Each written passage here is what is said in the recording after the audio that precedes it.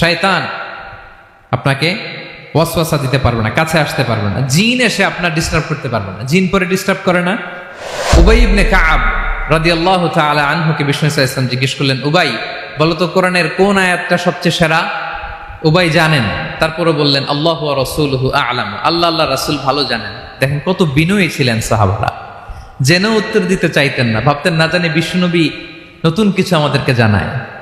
বিশ্বনবী আবার বললেন, তুমি কি জানো কোরআনের সবচেয়ে শ্রেষ্ঠ আয়াত কোনটা?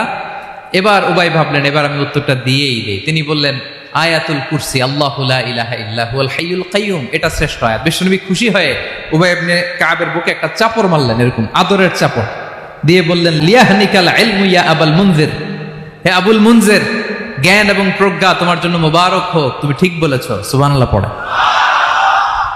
তাহলে এই প্রথম ইনফরমেশনটা আজকে জানলাম, কোরআনের সর্বশ্রেষ্ঠ আয়াতের নাম